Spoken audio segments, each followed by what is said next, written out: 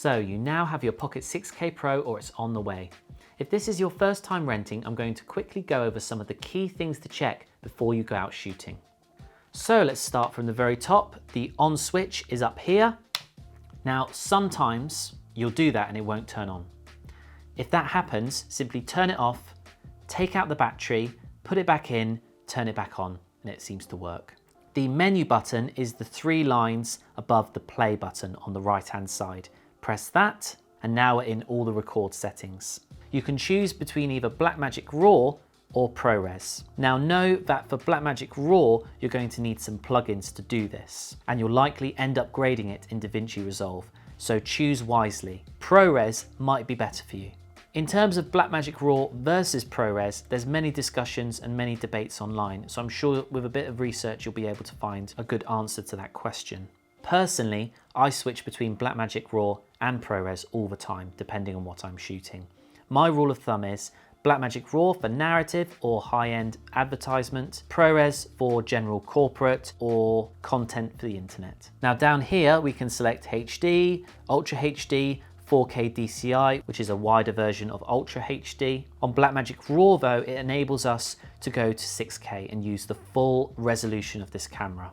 Now ProRes in Ultra HD is not a cropped version of 6K. It's the 6K sensor squished to Ultra HD. But if you click on any of the other RAW options, it will be cropped. If you're planning on shooting something that's perhaps a narrative and you want that classic 2:4:1 aspect ratio, this is a really good setting here. 6K 2:4:1, which automatically crops it for you and saves you some data space. On the next tab are some really important things you need to double check. Make sure that your dynamic range is set to film. Sometimes I'll rent a camera and someone has changed the dynamic range to extended video or video, which is very annoying. If you're going to hire a Blackmagic Cinema Camera, you want the dynamic range to be film.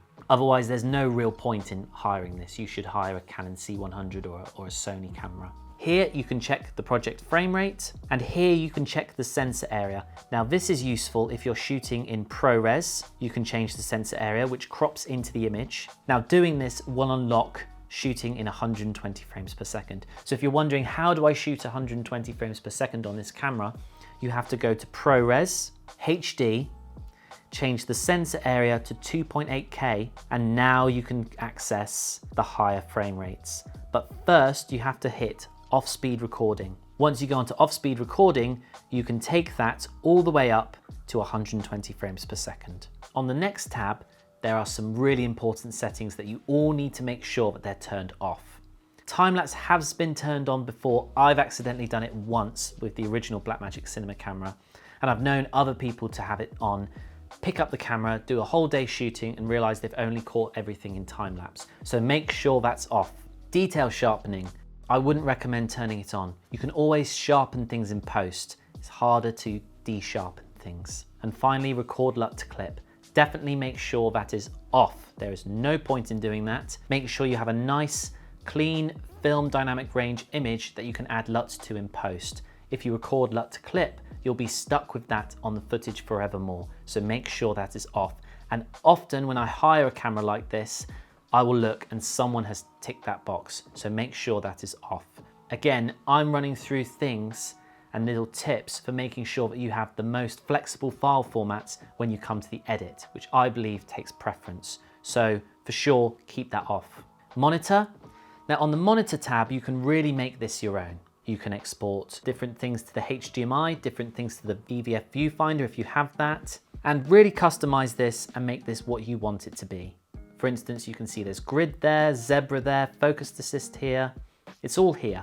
But what some people miss is the all tab. If you hit all, you access new options. Here is where you can set the frame guide, the guide opacity, what kind of focus assist do you want? Do you want the peaking or do you want the colored lines appearing on the faces? And even what color you want the focus to be. On the next, you can select what the grids actually shows when you tick grids.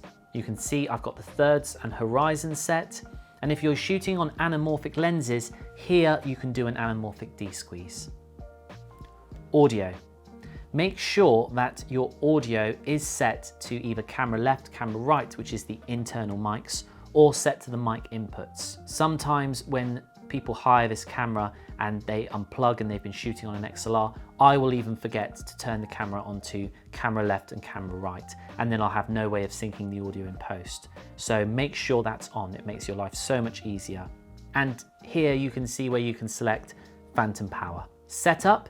Setting the date and time I find to be really, really useful, as it might not come in useful tomorrow or the next day, but in a year's time when you're trying to find out the exact date you shot something, this will be very important because it will be embedded in the camera's metadata. Make sure if you're shooting in the UK, for instance, to set your camera to 50 Hertz, and if you're shooting in the US, set it to 60. This is where you do that. And here, this is a great feature. You can either have the shutter measurement to your shutter angle, which is what I prefer, which is the film way of looking at things, but you can set it to shutter speed, which is the more photography way of shooting, which if you've come from perhaps the Canon 5D or a DSLR, that will be more useful to you. And here you can set the function buttons, which are the 3 buttons on the top.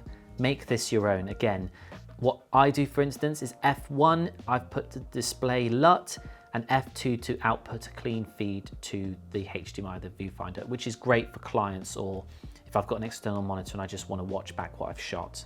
Here you can do the screen display. This is really useful, the auto dim display. So sometimes when I'm doing multi-camera, I shoot a lot of multi-camera theatre and I will have the camera quite close to the stage. So the auto dim display stops the audience from seeing and viewing the screen. The next tab is Bluetooth, which is if you want to pair it with your phone, which I often do.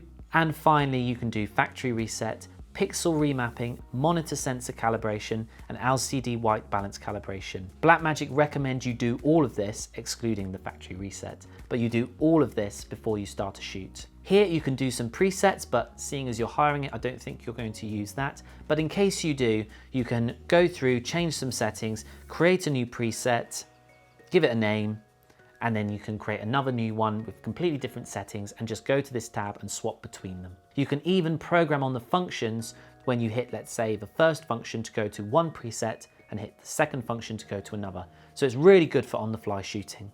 And finally, we have Luts. As you can see, I've loaded a few myself. Just select it and hit the tick button. But my go-to one generally is Gen 5 film to extended video. That's an image that's kind of very close to Rec 709 and also very filmic.